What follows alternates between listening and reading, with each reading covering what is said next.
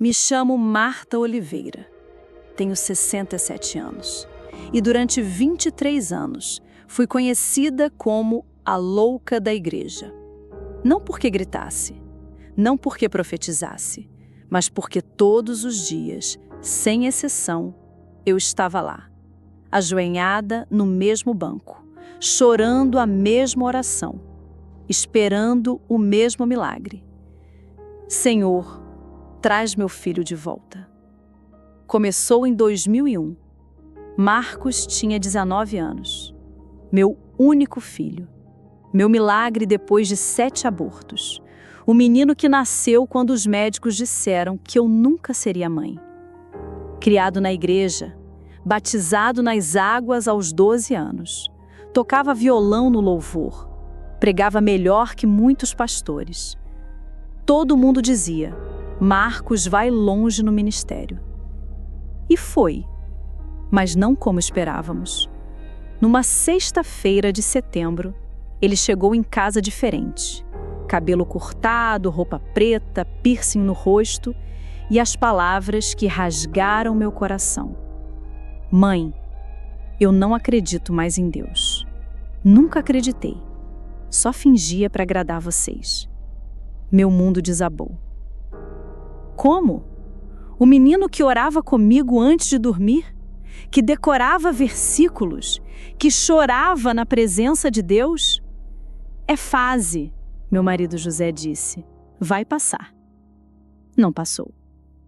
Piorou. Marcos saiu de casa. Foi morar com amigos que eu nem conhecia. Entrou numa banda de rock pesado. As letras? Blasfêmias que me faziam chorar só de lembrar. Seu filho virou satanista, a vizinha cochichou. Castigo de Deus por algum pecado escondido, a irmã da igreja insinuou. Falta de pulso firme do pai, meu cunhado opinou. Todos tinham uma explicação. Ninguém tinha uma solução. Tentei de tudo. Conversar? Ele não atendia. Visitar? Não abria a porta. Campanhas? Fiz todas. Correntes? Completei cada uma. Jejuns? Emagreci 20 quilos. Nada funcionou. Foi quando conheci a história de Ana, a profetisa. Lucas 2, 36 a 38. Viúva aos 7 anos de casada. Passou 84 anos no templo, dia e noite, orando, jejuando, esperando o Messias. 84 anos. Eu mal aguentava 84 dias. Mas algo naquela história me tocou. Ana não desistiu. Ana persistiu. Ana viu o milagre.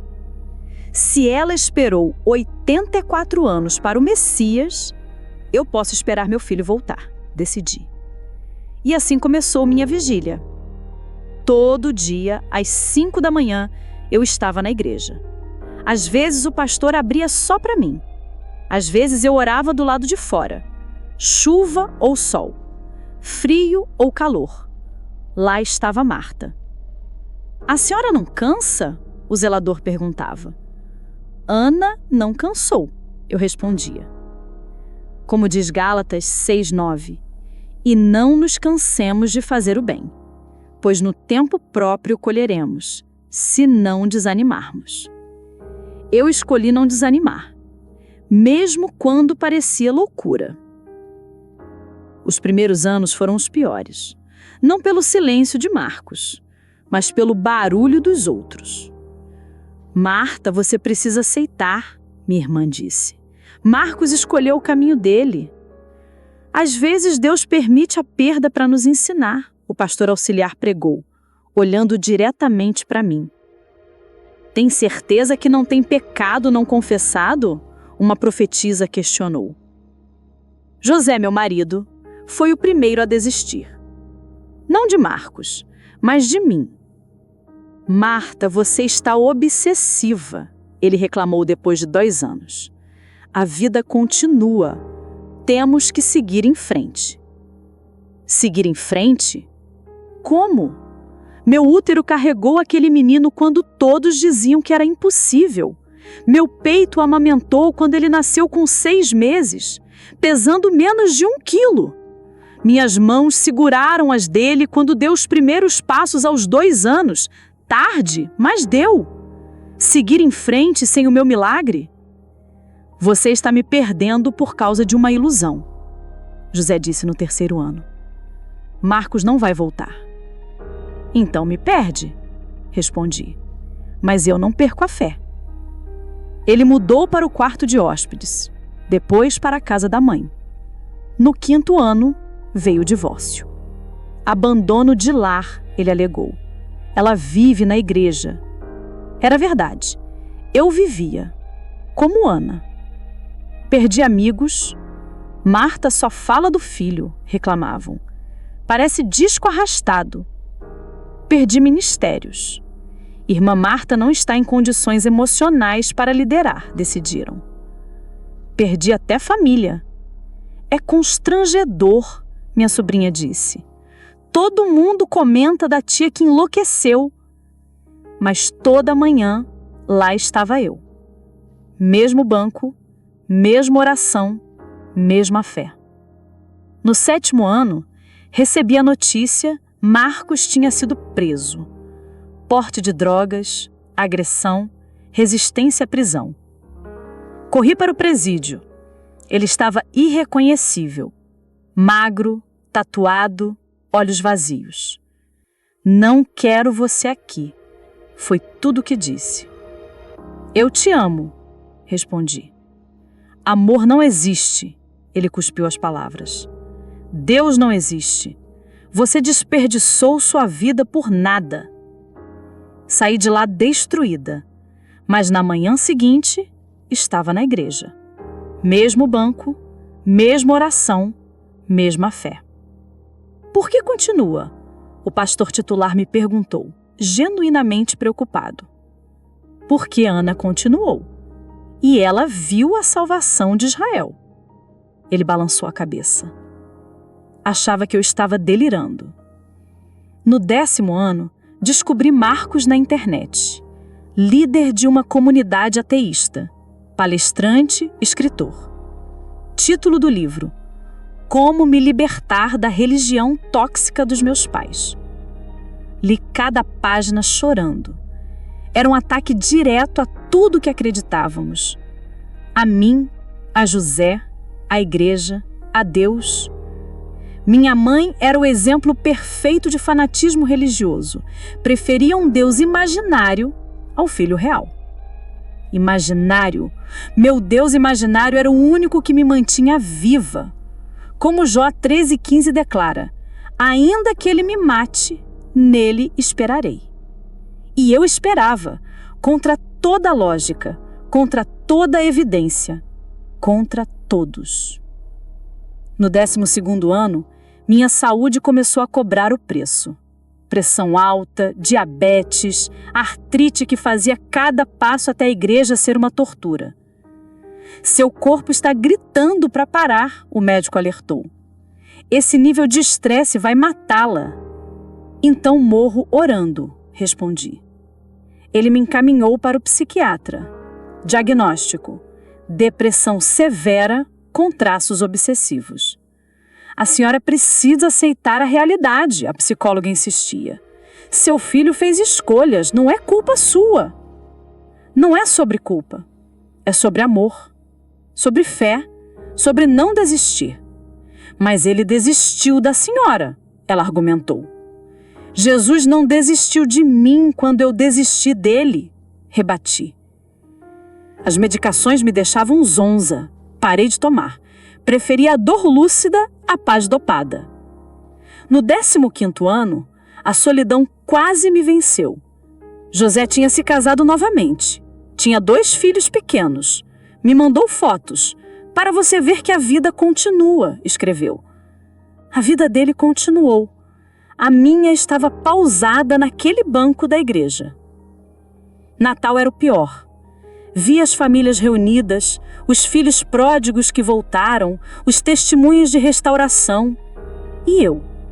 Eu tinha um lugar vazio à mesa e uma oração não respondida. Até quando, Senhor? Eu gritava no templo vazio. Ana esperou 84 anos, mas ela viu. Eu vou morrer sem ver. O silêncio de Deus às vezes doía mais que a ausência de Marcos. No 18º ano, quase desisti. Marcos tinha se casado, vi pelas redes sociais. Uma moça bonita, também ateísta. A legenda da foto: livre de amarras religiosas, construindo uma família racional. Família. A palavra me quebrou. Ele teria filhos, netos que eu nunca conheceria, que cresceriam sem saber que existe Deus. Naquela noite, deitada no banco da igreja, eu negociei com Deus. Senhor, se o Senhor não vai trazê-lo de volta, pelo menos me leva. Não aguento mais. Foi quando ouvi, não uma voz audível, mas uma certeza no espírito. Ana esperou para ver o Messias. Você está esperando para ver meu poder. Não desista agora. O tempo de Deus não é o seu tempo. Isaías 40:31 inundou meu coração. Mas os que esperam no Senhor renovarão as suas forças. Subirão com asas como águias. Correrão e não se cansarão. Caminharão e não se fatigarão.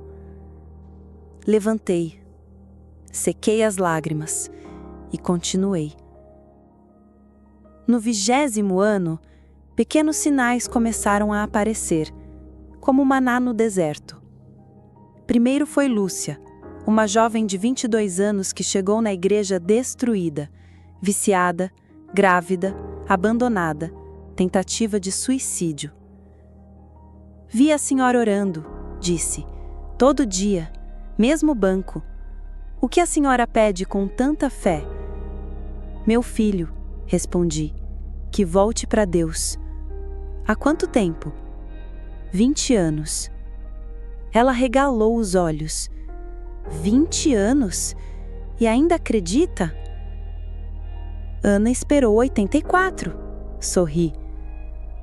Lúcia começou a orar comigo, todo dia, 5 da manhã. Ela pelo bebê que carregava, eu pelo filho que perdi. Depois veio Rosa, 71 anos, 3 filhos nas drogas. Depois Carmen, neta criada em candomblé. Depois Neuza, marido alcoólatra, 30 anos. Sem perceber, me tornei a Ana de outras mulheres. A que provava que esperar valia a pena, mesmo sem ter visto ainda. Como a senhora aguenta?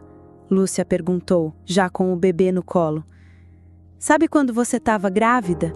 Você não via o bebê, mas sabia que estava lá. Minha fé está grávida do milagre. No 21º ano, recebi uma mensagem no Facebook, de uma desconhecida. Senhora Marta, meu nome é Rebeca. Sou aluna do professor Marcos. Ele não sabe que eu estou escrevendo, mas preciso dizer. Ontem, na aula sobre religião e neurociência, ele mencionou a senhora. Disse que tinha uma mãe que orava por ele todo dia, que isso intrigava cientificamente. Como alguém mantém fé sem evidência por tanto tempo? Ele está estudando isso.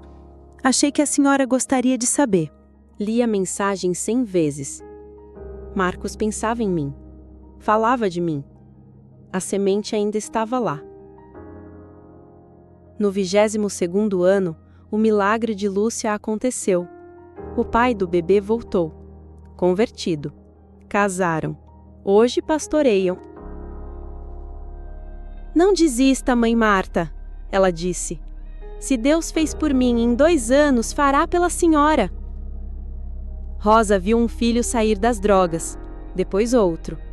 Carmen viu a neta aceitar Jesus. Neuza enterrou o marido, mas ele morreu convertido.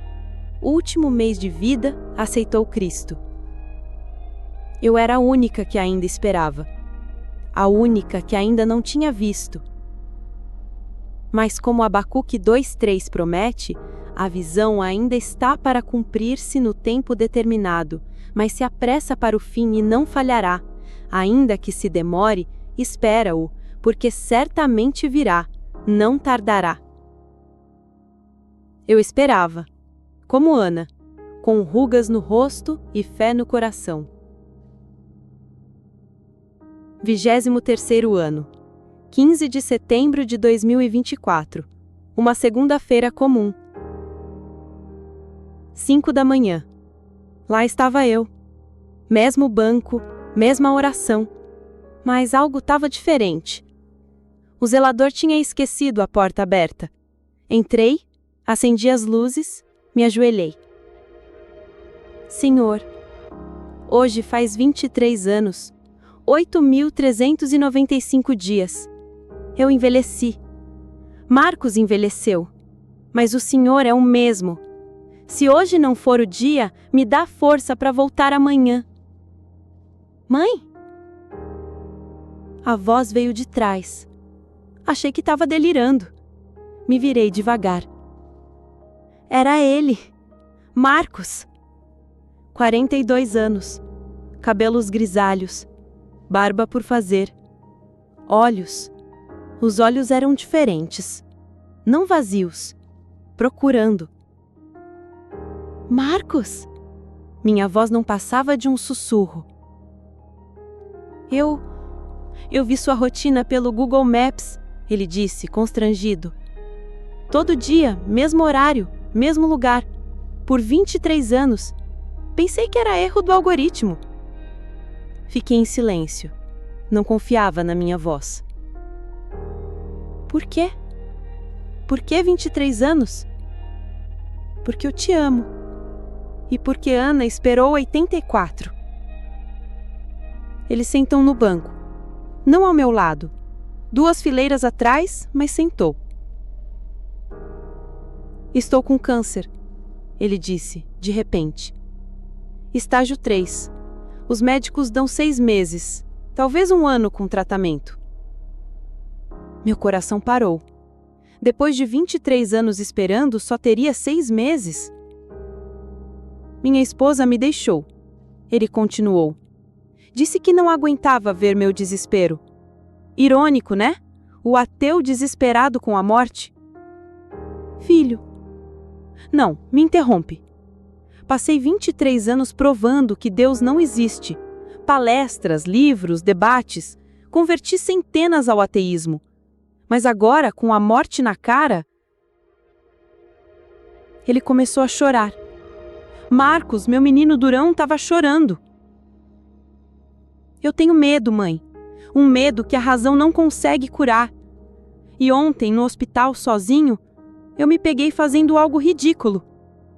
O quê? Orando, ele confessou. Pedi, se você existe, me dá um sinal. E hoje de manhã, não sei porquê, vim aqui. Levantei devagar. Caminhei até ele. Sentei ao lado dele. Posso abraçar meu filho? Ele assentiu. E nos abraçamos. 23 anos de ausência derretidos em um abraço. Mãe, e se eu estiver errado? E se Deus existe e eu desperdicei a minha vida lutando contra Ele? Filho, segurei seu rosto. Deus não guarda rancor. Ele estava esperando você, como eu. 23 anos? Jesus esperou 33 para morrer por você. 23 não é nada. Ele sorriu. Um sorriso triste, mas sorriso. Você ora comigo? Ele pediu. Eu esqueci como faz. Ajoelhamos ali, no mesmo banco onde orei sozinha por 8.395 dias, e pela primeira vez em 23 anos, orei com o meu filho, e não por ele. Como Jesus disse em Lucas 15:24, porque este meu filho estava morto e reviveu, tinha se perdido e foi achado. Ana esperou 84 anos para ver o Messias. Eu esperei 23 para ver o meu milagre. Valeu cada segundo.